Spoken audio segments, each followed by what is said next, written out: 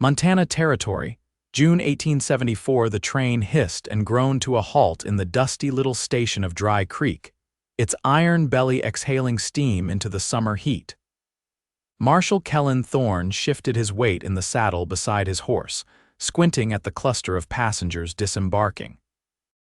He was only here to deliver a telegram to the station master, but something made him linger, some pull in his gut he could not name. Then he saw her. She stepped down from the last car, one gloved hand holding a worn leather satchel, the other gripping the railing tight enough to pale her knuckles. Her dress was travel-wrinkled but clearly fine, deep blue with white lace trimming the collar. Her face, though flushed from the heat, was delicate and pale, a woman not used to sun or dust or the hard miles behind her. She looked around, blinking at the dry wind and the wide, empty land beyond the station. Her lips parted and then her knees buckled. Kellan caught her before she hit the ground. "Easy now," he said, voice low and steady as he cradled her in his arms. "You are all right." She was light, too light, and her skin hot beneath his fingers. The station master rushed over, but Kellan waved him off. She fainted. "Get water." The woman stirred, eyelids fluttering. I was supposed to meet someone," she murmured, her voice faint and shaken. "Mr. Everett, he sent for me." Kellan's jaw tensed. Everett, that name was familiar and not in a good way. "You are the mail-order bride?" he asked. She blinked up at him. "Yes, my name is Marcella Vane, from Ohio." Kellan exhaled slowly, tightening his hold as he stood with her in his arms. "Well, Miss Vane, I hate to tell you this, but Everett skipped town 3 weeks ago. Owed half the territory in gambling debts. He will not be coming." Her breath caught. No, that cannot be right. I sold everything. I came all this way." He watched her face crumble, her hands trembling in her lap. She was not just lost. She was broken. Kellan looked to the station master. "Tell Clara I will not be home tonight, and send someone to collect Marcella's trunk." Then he turned and carried her to his horse. "You do not have to," she began. "I am not leaving you here alone in this heat with no place to go," he said. "You are coming home with me." Her eyes widened. "You do not even know me." He gave a tired half-smile. "And you do not know me. But I reckon we will figure it out." Kellan's ranch sat a few miles outside Dry Creek, tucked at the base of a ridge with a clear stream cutting through the land. It was quiet, green where the water ran, with horses in the pasture and a garden out back. Marcella sat on the edge of the bed he offered her in the spare room, hands folded in her lap. She had bathed, eaten, changed into a simple cotton dress Clara had left behind when she moved to Bozeman. The house smelled of wood smoke and wild sage, and the silence pressed in around her. He was kind. Too kind, but she had not come all this way to fall apart. Kellan knocked once before stepping into the room. "You need anything else?" She looked up. "You are not married." "No, children," he hesitated. "No, just me now. My brother died in the war." "I took over the land after," she nodded, eyes falling to her lap. "I was supposed to be married this week. I practiced signing a new name." Kellan stepped closer, hand resting on the doorframe. "What kind of man leaves a woman out here alone and lies about it?" Her throat tightened. "A coward." He crouched beside her, his voice softer now. "I will not let anything happen to you, Marcella. You can stay as long as you need. No expectations." She met his gaze. "Why are you helping me?" "Because you fainted at the station, and something in me said I could not let you go." The sun rose slow the next morning, golden light pouring through the curtains. Marcella stood at the window, watching him saddle his horse.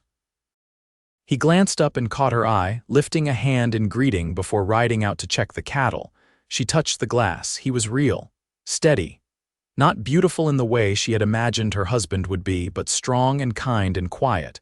A man who built things with his hands, a man who listened. By the end of the week, she was cooking breakfast and helping with the garden. He showed her how to tether a horse, how to clean tack, how to shoot a rifle with both eyes open. He never touched her without asking, never made her feel like she owed him. She found herself looking for him in the mornings, listening for his boots on the porch, saving bits of conversation to tell him at the end of the day. "You ever think about leaving?"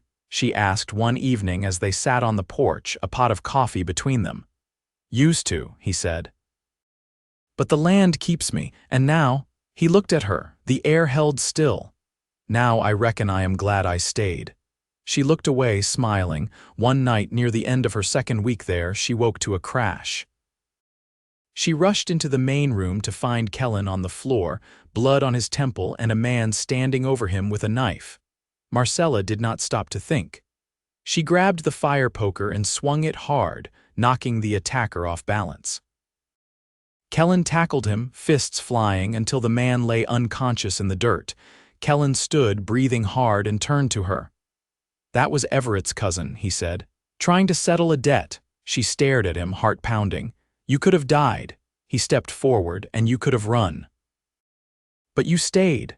They stood there, breathing each other in. "Marcella," he said, voice rough, "I never planned any of this, but I cannot stop thinking about you. I do not want you to leave." She stepped closer, eyes shining. "I do not want to leave." He kissed her then. Gentle, slow, like he was learning her shape, her taste, her name in his mouth. Her hands curled into his shirt, holding on like she had waited her whole life for this, and when he pulled back, his forehead rested against hers. "You fainted into my arms," he whispered. "I think I have been falling ever since." Marcella stitched a torn hem by the light of the kitchen lamp, her fingers moving slowly, not for lack of skill, but because her thoughts wandered. The house had gone quiet, save for the low creak of the porch boards where Kellan paced. He did that sometimes at night, boots soft against the wood, like he carried something he couldn't put down even when the day was done. She tied off the thread and stood, rubbing her eyes. The air outside was cool, the hills dark silhouettes beneath a silver moon. He turned slightly when he heard the door open, but didn't stop his slow walk. "I didn't mean to interrupt," she said, drawing her shawl tighter across her shoulders. "You didn't." He leaned against the railing, arms folded. "I couldn't sleep." She stepped beside him, both their eyes on the distance. "Is it always like this out here, trouble showing up without warning?" "Not always. But it finds you if you've got something worth guarding." She nodded, then glanced at him. "Do you think it'll come again?" "I don't know. Could be Everett's mess is finished now, could be someone else wants to stir what's settled." He didn't look afraid, only wary. Like he'd lived long enough to expect things to go wrong but not give up when they did. "I never learned how to live like that," she said, voice quiet, "with danger breathing down your neck. I used to worry about church dresses and whether I'd said the right thing at supper." "You still say the right things," he said, then paused. "But I know what you mean." They stood in silence, not the kind that pressed, but the kind that let things rest between them. "I used to think if I could just be good enough, quiet enough, someone would keep me," she said, her voice barely above a whisper. "That's what I hoped Everett would do." He turned toward her. "You don't owe anyone that kind of shrinking." She met his eyes, the wind lifting a few strands of her hair. "I don't want to be kept like something shut in a cupboard, Kellan. I want to stand beside someone. I want to build something that doesn't vanish when it's tested." He didn't speak for a long while, then he said, "That's the only kind of building I know." The next morning, Marcella woke early and tied back her hair without reaching for the mirror. She boiled water for coffee and sliced the last of the bread. Kellan came in with mud on his boots and a letter in his hand. "Ryder came through. This was addressed to you." She wiped her hands and took it. The handwriting was her sister's. She opened it slowly. "She's remarried," she said when she finished. "To a widower with 3 boys. They won't be needing me anymore." His brow furrowed. "Were you planning to go back?" "I thought I might if things didn't settle here, if you tired of having me underfoot." Kellan leaned against the counter. "You're not underfoot, Marcella." She folded the letter and set it aside. "I think I knew that, but I needed to hear it." He nodded once. "Then hear this too, you're not in the way, you're in the right place." Later that day, she helped him repair a fence along the pasture's edge. The sun was high and her hands ached from gripping the pliers, but he worked beside her without fuss, letting her learn the rhythm of the work without stepping in unless she asked. When she stood back to stretch, he handed her his canteen. "You're stubborn," he said, not unkindly. She took a long drink. "So are you." He gave a short breath of laughter. "Maybe that's why this is working."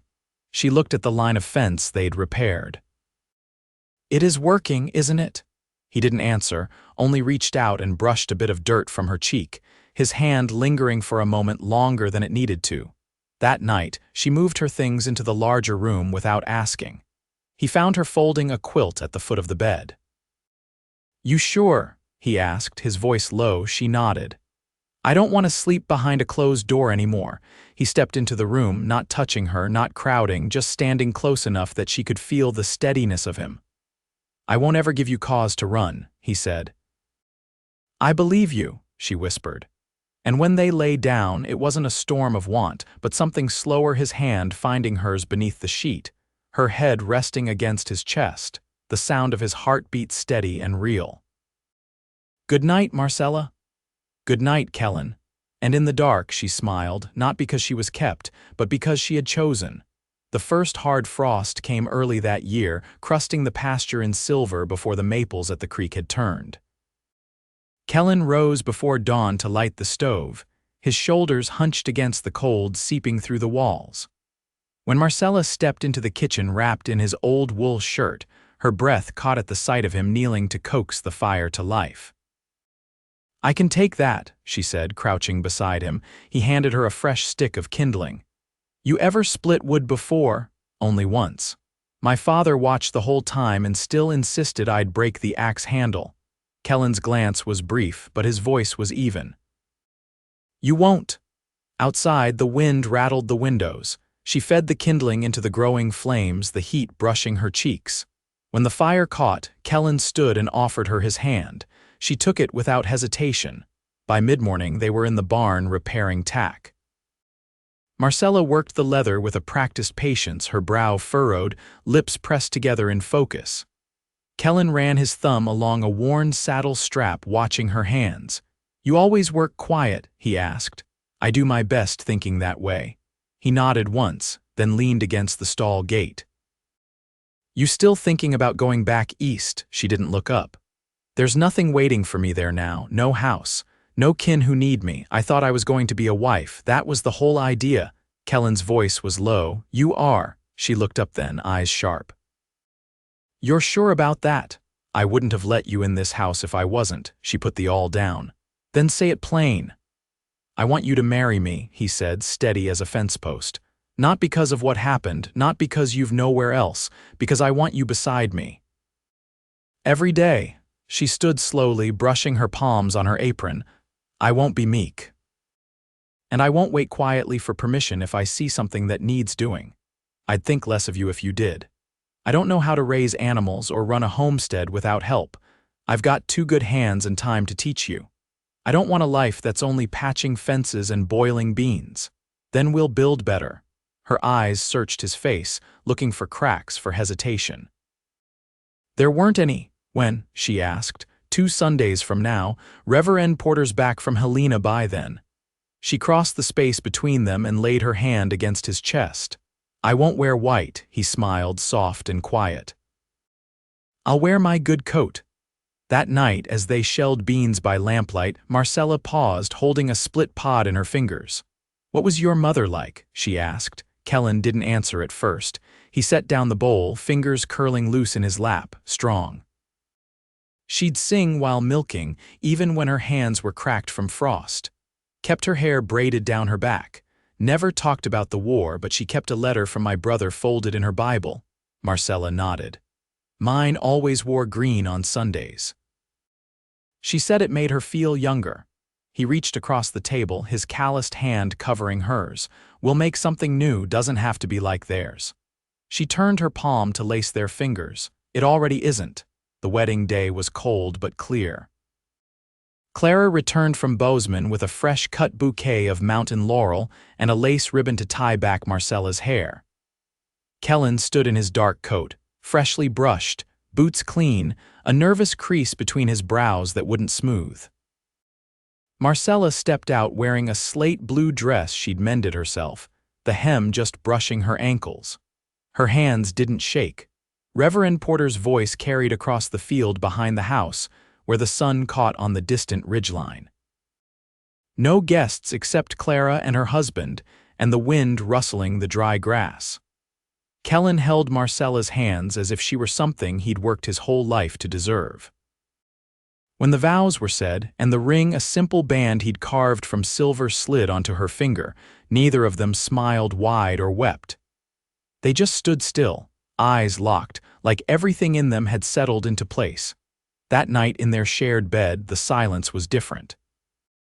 Not tentative or new, but full of the kind of trust that doesn't need filling. Kellan brushed the hair from her face with the back of his knuckles. "You're not what I expected," he said. She lifted her hand to his cheek. "Good." And when she kissed him, it was slow and certain, a promise made flesh, the kind of love that didn't need to be declared because it had already shaped the life around it. The ground froze solid by late October. In the mornings, the creek's surface held a thin skin of ice that cracked under the hooves of Kellan's gelding. Most of the cattle had been driven down to the southern pasture, where the wind didn't cut so sharp. Inside the house, the windows were sealed with strips of wool, and Marcella spent her afternoons preserving squash and apples Clara had brought from Bozeman. Kellan came in one evening with his gloves stiff from frost and a paper-wrapped parcel tucked under his arm. "Stopped by the post shed on the way back," he said, setting it on the table. Marcella looked up from the shawl she was darning. "From who?" He pulled off his coat and hung it on the peg beside the stove. "No name, just addressed to you." She unfolded the paper slowly. Inside was a small, worn journal. She ran her fingers over the cracked spine. "This is my father's," she said. "He kept it in his coat pocket after Mother died. I thought it was lost when we sold the house. Maybe someone found it and figured you ought to have it." She opened to the first page, recognizing the tight, slanted hand. Her father never said much aloud, but his thoughts had always lived in ink. She traced a line with her fingertip and closed the book. "I'll read it when the light's better. You all right?" "I think so. It's strange having something of his again, like he reached out from somewhere just to remind me." Kellan stepped behind her, resting a hand on her shoulder. "You don't have to read it tonight." She leaned into his touch. "No, but I will, when I'm ready." Later that week, while Kellan rode out to check the fence line near the north edge of the property, Marcella wandered out into the pasture with a pail of feed for the hens. A breeze stirred the tall grass. She paused, watching two sparrows flit between the fence posts. Clara had sent word the week before that she and her husband were expecting their first child. Marcella had read the letter twice and folded it neatly, storing it in the same box that now held her father's journal. She hadn't spoken of it yet, not because she wasn't happy for her friend, but because something deeper stirred beneath the surface. That evening she stood in front of the hearth, her hands clasped behind her back. "Kellan," she said, voice even, "I've been thinking about the way we live out here. The quiet, the space, it's more than I ever hoped for." He looked up from the table where he was oiling the rifle. "Something troubling you? I think I want to bring new life into it." His hands stilled. "You mean children?" She nodded once. "I do, but only if it's something you want too. I'd never ask you to build a life that doesn't fit your heart." He set the cloth down and stood. "I've wondered when you'd say something. Truth is, I've been thinking about it since the morning we repaired the fence by the creek. The way you bend to a task, the way you speak to the horses. You've got a kind of settling in you, Marcella. Something that makes a place feel like home." She stepped closer. "I don't know much about raising children. I helped care for my sister's boys while they were small, but I wasn't there long. We'll learn it like we've learned everything else. One day at a time."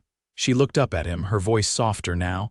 "And if it doesn't happen, then we keep what we've got. It's already more than I ever expected."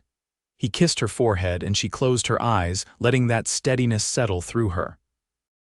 By early December, the first snow came, powdering the hills and softening the edges of the world. Marcella took to wearing her shawl pinned over her shoulders most days, and Kellan chopped wood in the mornings before breakfast.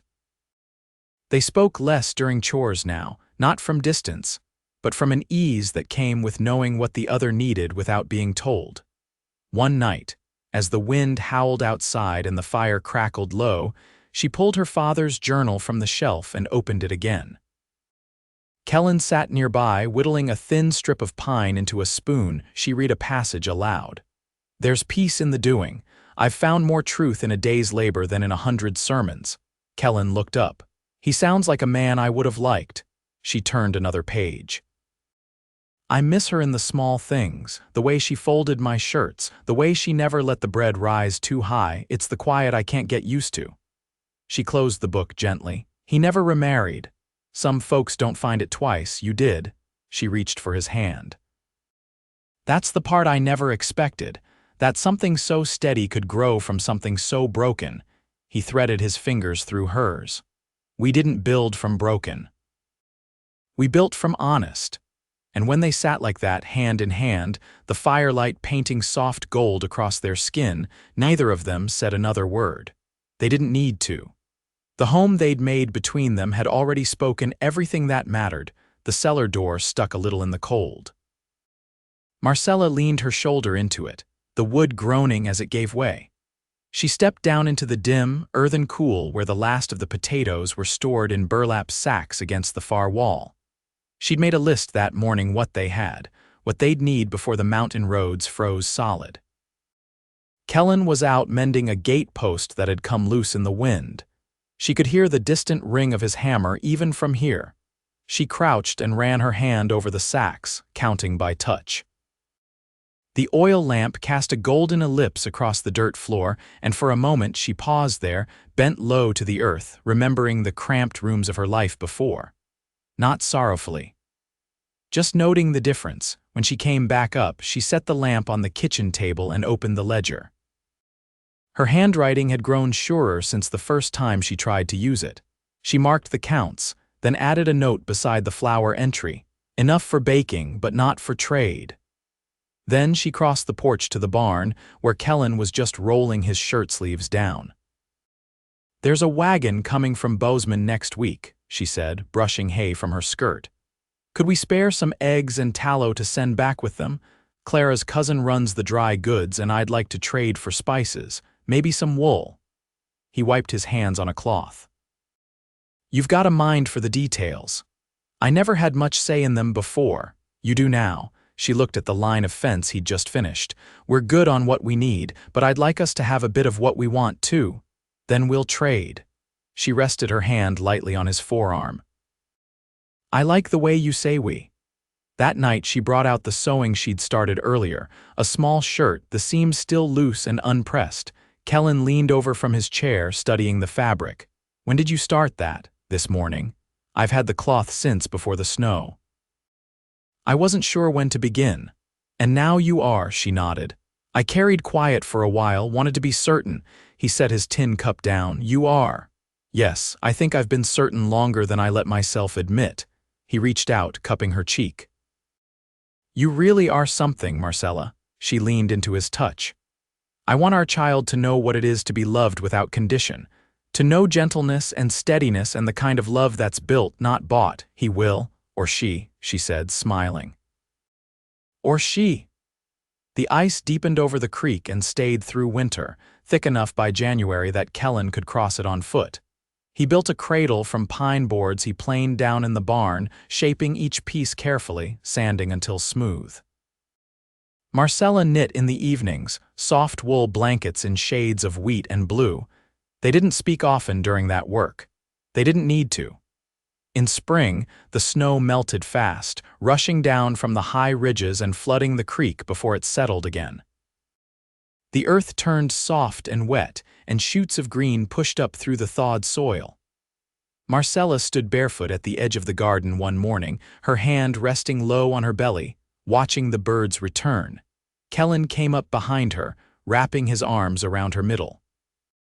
She leaned back into him, her breath steady. "Do you think we'll do right by this little one?" she asked. "I think we already are." She glanced back at him. "What if I don't know how to be a mother? You'll learn, just like we learned the rest."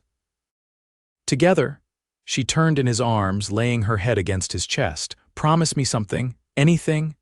Don't let the quiet slip away, even when the child comes, even when it's loud and messy and nothing like now." He kissed the top of her head.